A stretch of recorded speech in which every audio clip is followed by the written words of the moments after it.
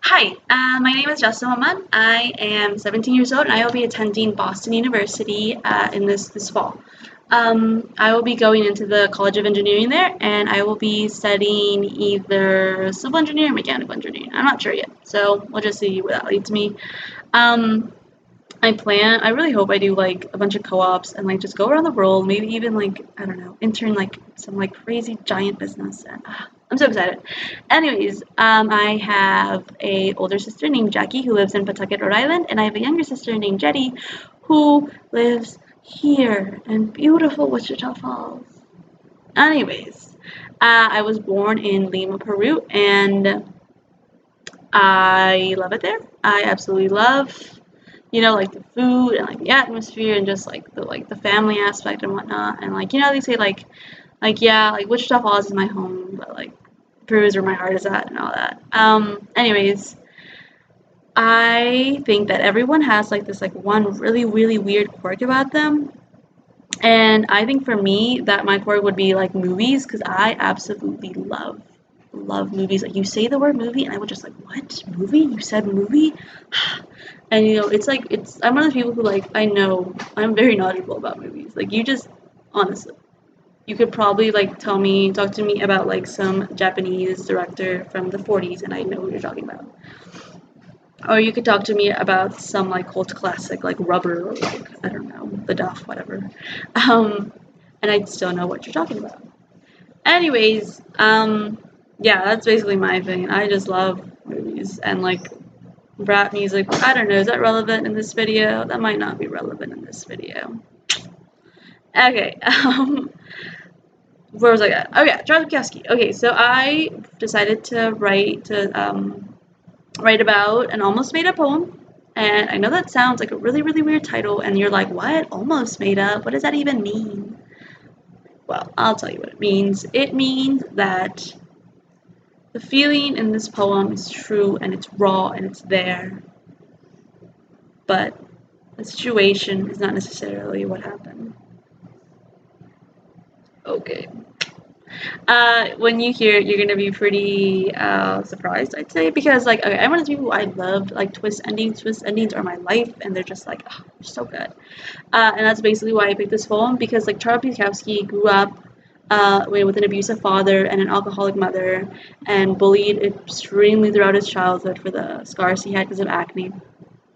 And I really like just his take on things because it's just like gritty honesty, and that's what I think that a lot of poems just don't do. They just kind of like oh, the flowers are blooming. Oh, thy flowers are opening up like the sunlight in the everlasting nights or something. You're like, what? No.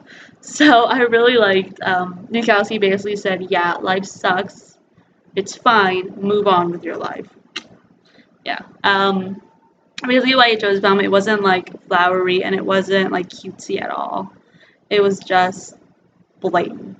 And it's not for like it's like supposedly for like the common man, but there's nothing common about this poem because like that kind of honesty just is not found in every single person. It's just not just because we kind of just more think about our own like because we just we worry more about other feelings than we do ourselves sometimes. And it's really nice for just a guy to say, you know what, that's messed up. And Miyazaki does say that, and he doesn't like, oh, it was better because I learned a life story. No, no, no, it sucked. It really did. And that's why I really like Bukowski. So I'm gonna read an almost made up poem. An almost made up poem by Charles Bukowski. Okay. I see you drinking out a fountain with tiny blue hands. No, your hands are not tiny. They are small, and the fountain is in France where you wrote me that last letter and I answered. I never heard from you again. You used to write insane poems about angels and God, all in uppercase, and you knew famous artists, and most of them were your lovers. And I wrote back, it's alright, go ahead, enter their lives. I'm not jealous because we've never even met. We got close once, though. New Orleans. One half block, but never met, never touched. So You went with the famous and wrote about the famous, and what you found out is that the famous are more worried about their fame, not that beautiful young girl in bed who gives them that. And then awakens in the morning to write uppercase poems about angels and God. We know God is dead. They told us. Well, listening to you, I wasn't sure. Maybe it was the uppercase, but you were one of the best female poets, and I told the publisher's editors, her. Print her, she's mad, but she's magic, and there's no lie in her fire. I loved you like a man loves a woman. He never touches, only writes to. Keeps little photographs of. I would have loved you more if I had sat in a small room rolling a cigarette and listened to you piss in the bathroom. But that didn't happen. Your letters got sadder. Your lovers betrayed you. Kid, I wrote back, all lovers betray. It didn't help.